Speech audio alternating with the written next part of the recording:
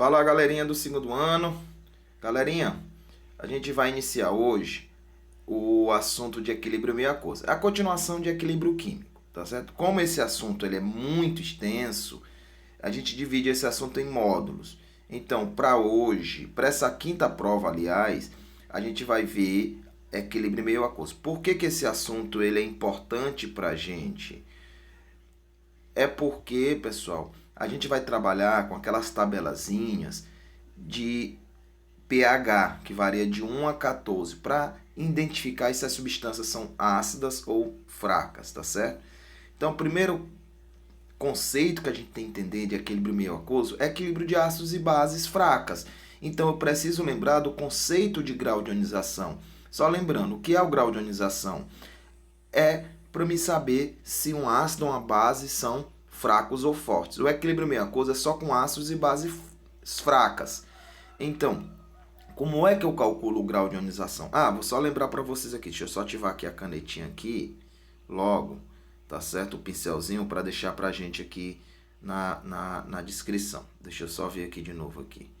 Pronto, ativei. Tá aqui. Fechar aqui, pronto. Então, como é que eu calculo? Deixa eu só puxar para cá, para cima, aqui para cima também. Pronto.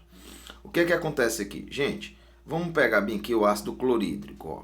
O ácido clorídrico, ele é um ácido forte. Então, se eu calcular o grau de ionização dele, que é o número de a concentração dos produtos sobre a dos reagentes, o grau de ionização dele é muito alto, certo? Quando eu calcular esse valor, eu vou ter mais íons formados. Deixa eu só ativar a canetinha aqui, ó.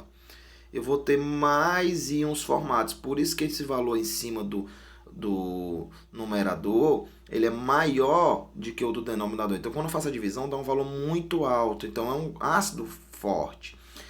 Aqui, no caso do hidróxido de amônio, que a gente chama de amoníaco, observem aqui que a formação dos íons são poucas. Por quê? Porque o grau de ionização deu um valor pequeno, tá bom?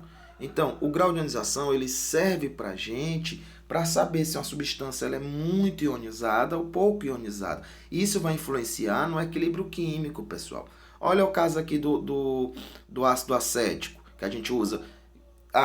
Lembre, gente, esse nome aqui, ó, lei de diluição de Ostwald. Essa lei aqui ajuda muito a gente aqui. Olha o ácido acético aqui, quando eu faço a divisão dele. Observe como é que eu calculo o grau de ionização dele aqui, ó. É o número de moléculas ionizadas, ou seja, no caso, o íon H+, que a gente chama de... E aqui, ó, vou só ativar a canetinha de novo, tá bom? Olha, o H+, na química, ele é chamado de íon hidrônio, que é o H3O+. Por isso que aqui, ó, ele colocou o H3O+, que é a mesma coisa do H+, tá bom? Só para lembrar vocês. Então, para me calcular a concentração de H+, basta multiplicar o grau de ionização, que é o alfa aí, vezes a concentração molar da substância. Aí eu vou saber o grau de ionização. Muito fácil essa fórmula aqui. Memorizem ela, que ajuda muito a gente durante a resolução das questões nos cálculos. Tá certo? O que é essa lei de diluição de Ostwald? Essa lei de diluição, gente, nada mais é... Deixa eu só fechar aqui. Nada mais é, pessoal, que mostra que os ácidos fracos, se eu quiser calcular a constante de ionização dele, ou seja, a constante de equilíbrio, basta eu pegar o grau de ionização ao quadrado e multiplicar pela concentração molar. É só isso. O que a lei de diluição de Ostwald diz? Quando eu aumento, deixa eu só apagar bem aqui, ó. Quando eu aumentar a concentração de um ácido, o grau de ionização cai. E ao contrário, quando eu aumentar o grau de ionização, a concentração cai. Por que isso acontece?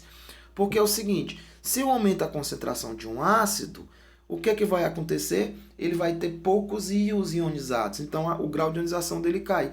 E lembra, o equilíbrio meio aquoso, pessoal, ele é um equilíbrio que envolve substâncias ácidas fracas e bases fracas. Não me interessa substâncias fortes. Deixa eu só escrever bem que o grau de ionização aqui é a tabela. Ó.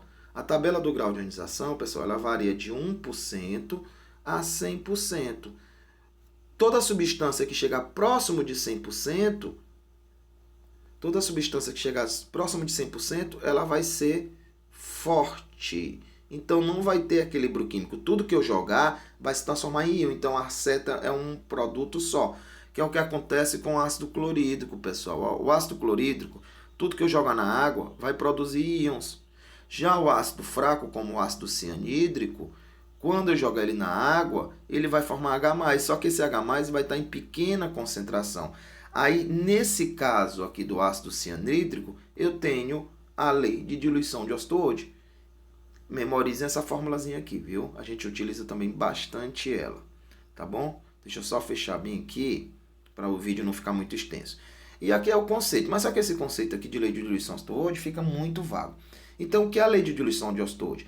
A lei de diluição de Ostwald, pessoal, nada mais é de associar o grau de ionização de um ácido ou de uma base fracas à sua concentração. Só isso. Como é que eu calculo a lei de diluição de Ostwald? É muito fácil. A constante de ionização vai ser calculada de ácidos e bases só, viu, pessoal? Fracas. O grau de ionização elevado ao quadrado vezes a concentração molar inicial desse ácido. Essa fórmula ajuda muito a gente, tá bom? Até o próximo vídeo. Tchau, tchau, pessoal.